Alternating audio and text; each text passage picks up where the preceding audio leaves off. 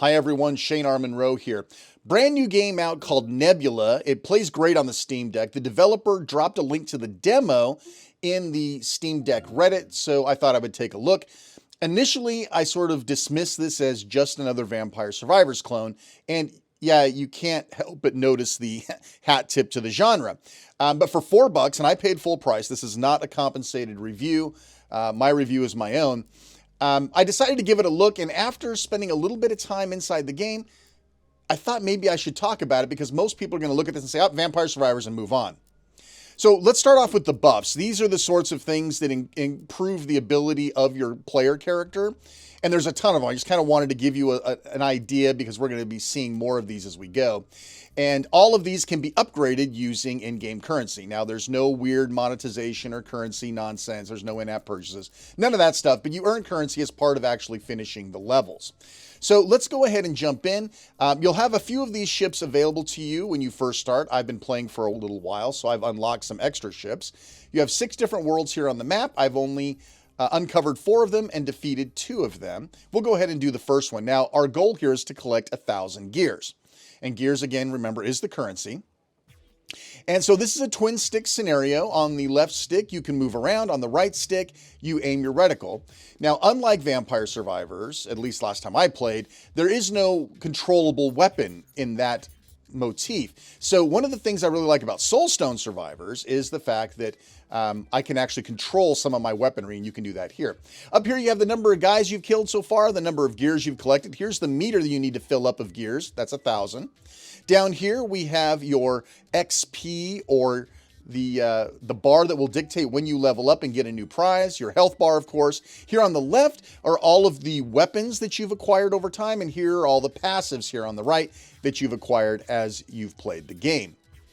Obviously, you have to earn these each time you play, so right now I've got a standard turret, and that's it. I have no extra weaponry, no passives.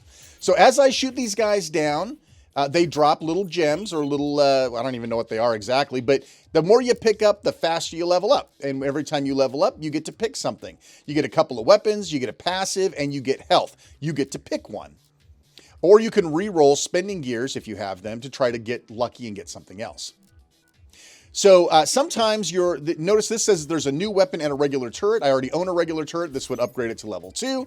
If I had chosen the other one, it would have been a new weapon. In this case, I chose for an extra projectile so I can shoot just a little bit faster. I like to be in control of my weaponry, and hence I'm increasing the one that I have more control over. So there you go. I mean, I already made level 2 already, so now I'm ready to get something else. So I only have the choice of 2 new weapons, 1 passive, and my health, of course. You can pretty much always heal yourself. I'm going to grab a new weapon. And as you would expect from this genre of games, the idea is to survive, and in this case, collect 1,000 gears. Now, as with all of these types of games, your skill set in kiting will help, and your ability to make good decisions. Now, one of the things that I really liked about this game is it brings across a concept that I really love called greed. Greed is something in games that make you take great risks for potentially great rewards. Robotron from the arcades in the 80s was a great example, chasing those humanoids instead of just clearing the screen. Now you see there's a purple arrow pointing me to something. This is a supply cache, right? Or a supply depot, as I believe the documentation calls it. So I'm going to try to clear out everybody. There's the depot. Now, you can't just roll over it to collect it. You got to spend some time on it. So inside this depot are 4 items. There's a health, there's gears, there's a passive, some other good stuff. So I have to actually sit inside that circle to unlock it. And those buffs that you get will appear up in the upper middle of the screen. We'll show more about that later. So right now there's a lot of guys here. Now you see how it's filling up underneath me? Once it fills up, it'll pop open and the goodies will pop out. Now, I didn't automatically collect them. Actually, I only managed to get a couple of them. 2 of them are still sitting out there. So I'm going to kite these guys around. You see the health and that, I think it's armor there. That's still available. It didn't go away. I did open the crate. I still have to get down there and get it, and I took a great amount of health damage trying to do so. But as you can see, I got an extra weapon out of it. So you really have to kind of get a feeling as to What am I willing to risk? Now, you could play it straight. Don't go for the weapons depots. Just play it as a standard Vampire Survivors, kite the guys around, collect what they leave behind, but you'll be missing a big part of the game, which to me is that greed factor. You see there's another purple supply crate down there that I can go get, and I'm going to probably work my way down there. As you can see, we're already starting to see bigger ships, harder ships to kill, which is on par with Vampire Survivors. You start off with easy guys, they become a little harder, then a little harder, then a little more armor or whatever, a little more hit points for them. And, you know, you'll have to upgrade if you want to be able to kill the bad guys and hence get your goodies. So I'm going to work my way down here. As you can see that there are different colors of these little rocks that you pick up. The different colors, of course, are worth more. The same thing with gears. There's a passive buff right there that I just got. And you see this one's pretty simple right here. No risk or danger. And I'm going to pick everything up. And I get a new weapon. This is great. Enemy speed's a really nice passive. That slows everybody down. And that's great. That's permanent, by the way. It doesn't disappear in a few seconds like your regular buffs, pickup buffs might. So that's, listen, when that comes up, you probably want it, right? You'll decide over time how you play the game. This game, and like all Vampire Survivor type games, you will eventually figure out a play style that works for you. Like for me, garlic is where it's at in Vampire Survivors, right? You got enough garlic, you're pretty much guaranteed to live at least 20 minutes, the more garlic that you have. You know what I'm saying? Here, I haven't quite found the perfect balance yet, but I'm working on it. Now you can see as I'm kiting them around, I'm opening up the areas that I've already drilled them down, and I'm being able to pick up all these goodies, which of course is building up my cache of weapons and gears.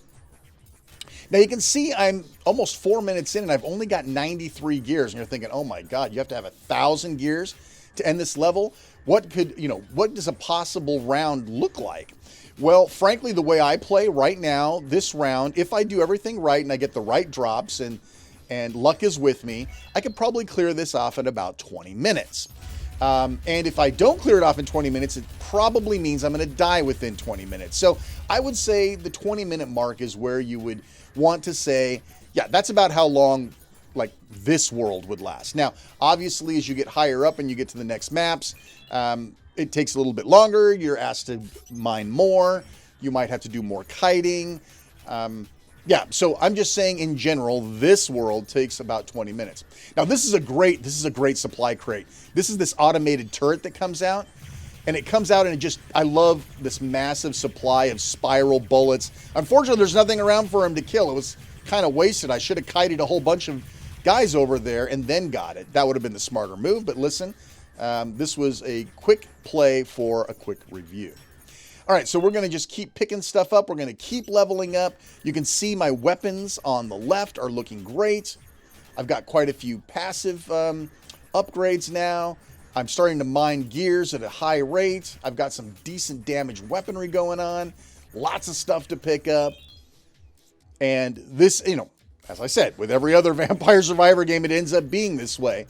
But the concept of adding these supply crates and adding this element of greed and risk, it really, to me, is the differentiating factor of this with a lot of other of these types of games.